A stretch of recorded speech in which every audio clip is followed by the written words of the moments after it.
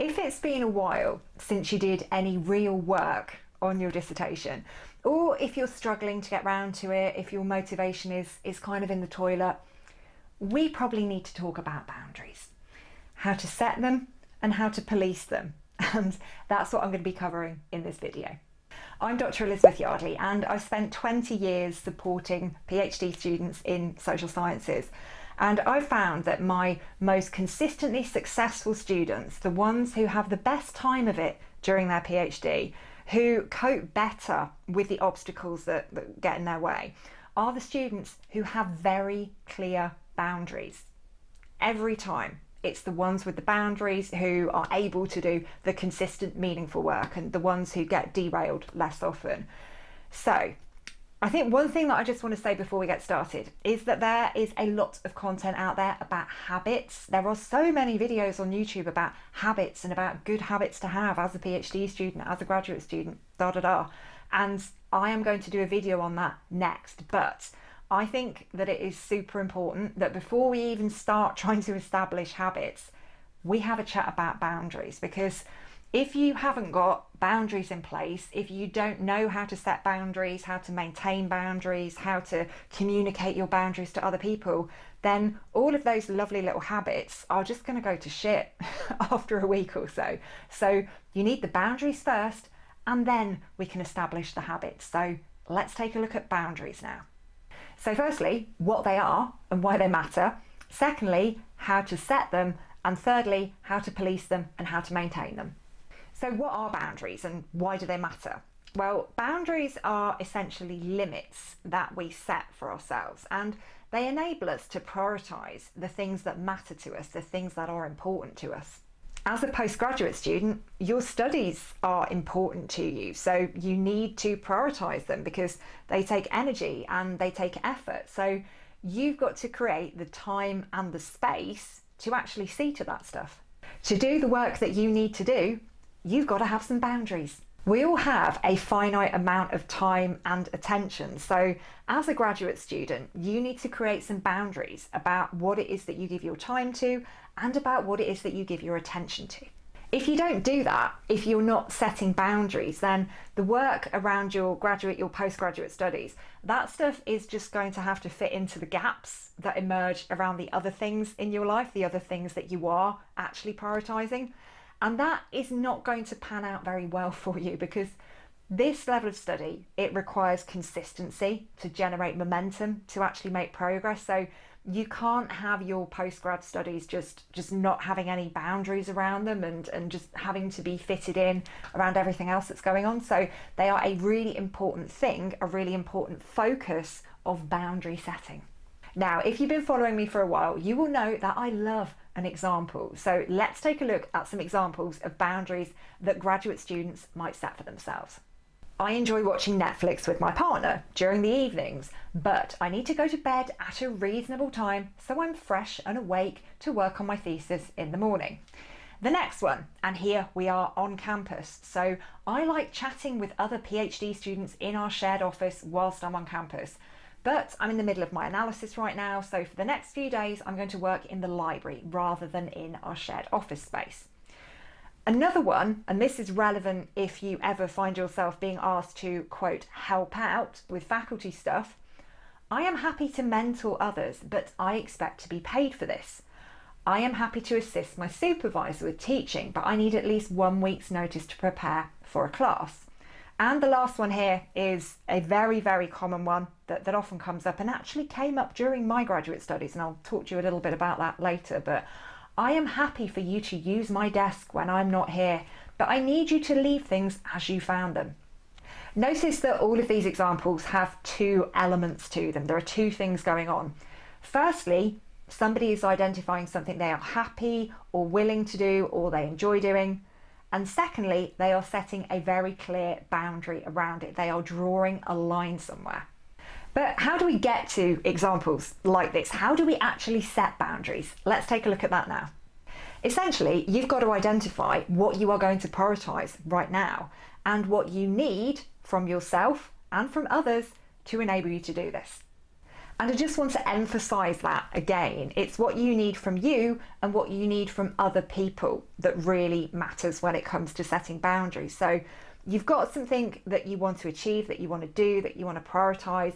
So you have to be disciplined with yourself in terms of making that happen. But you also need to be really clear with other people about what you're doing and what they can do to support you whilst you're doing it. So boundaries involve taking action to actually put the boundary there in the first place and maintain it in terms of you, in terms of how you think about it and the things that you do. But it's also about other people, and it's about communicating your needs to other people and how they can support you in achieving the things that you're going after. And the other people thing is huge when it comes to boundaries, because we often don't have too much of an issue setting a boundary and understanding what it is that we need to do to maintain that. But when it comes to other people, sometimes we just kind of magically expect them to know what they're supposed to do and what they're not supposed to do without ever communicating to them, without ever kind of sitting down with them and saying, hey, this is what I'm going to be doing, and I'd really appreciate it if you could do this, or if you could refrain from doing that. We very, very rarely actually have those conversations. And then we get all offended when people trample all over our boundaries that we haven't even told them about. So we just don't tell people that there's a boundary there. We just expect them to magically know that it's there and exactly what they need to do around it. Most people are not psychic. They are not just going to intrinsically know this stuff. We need to tell them. We need to communicate with them. Say, for example, that you're writing up the discussion chapter of your dissertation. Now, the discussion chapter is a really, really important and crucial chapter. It's the chapter where you are thinking about your findings in the context of the existing literature. So it's pretty hard going. You need to focus. You need to concentrate on this. And you are going to need time and space for that. You're going to need quiet. You're going to need to not be interrupted all the time and not have a load of other things going on. So here's what you might do in relation to that. Firstly, you identify what you need, and you will know, you will have some idea of what it is that you require to actually get this done. So you might say, okay, I need 2 days a week, and on each of those days, I need 4 hours of uninterrupted time so that I can crack on with this. After you've done that, you take action. You identify some time blocks to actually work on this thing. So you might say, okay, I'm going to have these 2 days a week, and during these days, I'm going to work on my discussion between 10 a.m. and midday and between 1 p.m. and 3 p.m. And I'm going to work on it in the dining room at home or in my study at home. The third thing that you do is communicate that boundary to other people. So if you live with someone else or others, you would tell them, okay, on these days, during these times, I'm going to be working on my discussion chapter. I'm going to be doing it in this room. I'm probably going to keep the door closed because I need some quiet. And if you just avoid disturbing me during these times, that would be great. I'm just going to pop a little notice on the door as well. You know, some people might do that. So you've made it very clear to the people around you. Here's what I'm doing. Here is how you can support me in doing this. And then you just get on with it. But as we know, it's not quite that simple, is it? Because one of two things will happen, or sometimes both of these things will happen. Firstly, you fail to observe your own boundary. And secondly, the people around you fail to observe the boundary that you've set. So what can you do in these circumstances? Well, when it comes to yourself, you need to be realistic in terms of the boundaries that you're setting for yourself.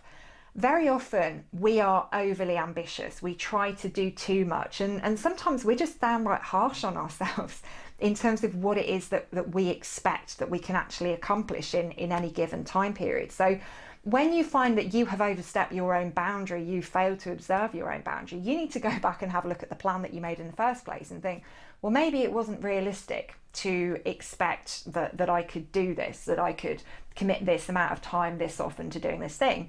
Maybe I need to kind of rein it in a bit and say, okay, well, I'll just work on this for 2 hours rather than 4. Or maybe I'll work on it for 2 days a week rather than 5.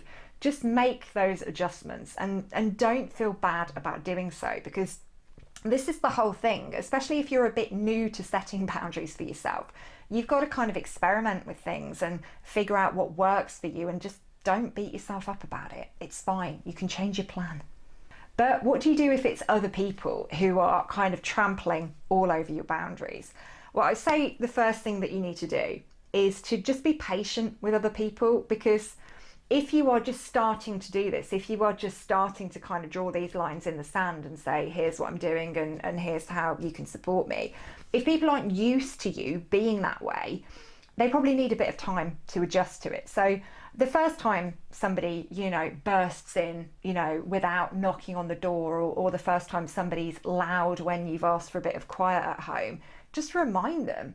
Just say, hey, you remember that I said I was working on this today? Do you mind if you turn the TV down? Or do you mind if you talk to me later? I'm just focusing on something for another half an hour. And normally that is all that you'll need to do. And you might need to do that a few times, but people will soon adjust. People will soon adapt to it. If they don't, what I would suggest is you put a bit of distance in between you and the person who is constantly trampling all over your boundaries.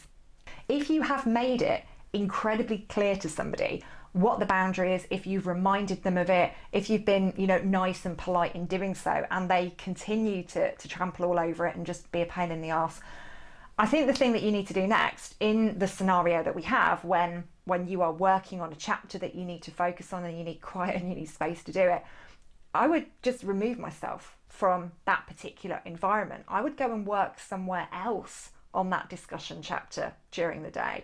I'd go to a library, or I'd go to a cafe and get some noise cancelling earphones. I'd go to another space where I could do the thing that I wanted to do. Or I would wait until I knew that person was not around. But I think I'd be more inclined to do the first one, as I would take the initiative and I would go, do you know what? I can't concentrate, I can't focus here, this person isn't respecting my boundaries, they're not being supportive in the way that I've asked them to be supportive. So I'm just going to remove myself temporarily from this situation whilst I go and spend a few hours working on my discussion chapter. And this is one of the most important things that I've learned myself and that I've learned from my students when it comes to boundaries, is that you only really have control over your own behaviour when it comes to boundaries. You can't control how other people are going to react and what other people are going to do. You can only control your response to that. So rather than wasting your time trying to get somebody to respect your boundary, trying to get someone to be quiet, trying to get somebody to stop bursting in on you, or disrespecting your boundary in other ways, it is best if you take some action yourself. If you kind of take this into your own hands and go, okay, well, I could spend like hours today trying to convince my housemate to just keep it down. Or I could just remove myself from this situation and just go off and go and complete the work that I want to complete somewhere else. Because that's about you. That's something that you can control. Other people, yeah, they're not puppets on a string. They're going to do what they're going to do. But when it comes to your thesis, when it comes to your graduate studies, this is important stuff, okay? So don't be wasting your finite, precious time trying to police other people's behaviour. Focus on things that you can do. So if your friend or housemate or partner keeps disturbing you, go and work somewhere else. If your supervisor keeps trying to get you to mentor other students and says, well, there's no money, but I'd really like you to do this, just keep saying no and they will get the message.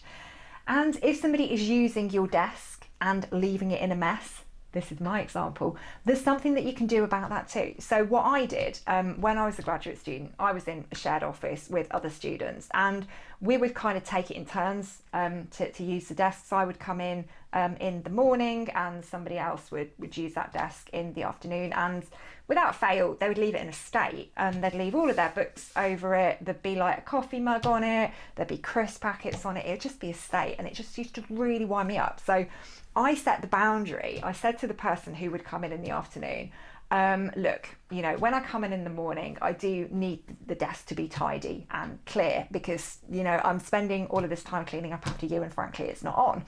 And the first time that I laid down that boundary, this individual did not respect it. So what I did was I went and got a cardboard box and I just scraped everything, all of the mess that was on the desk, into this cardboard box and put the cardboard box on the floor.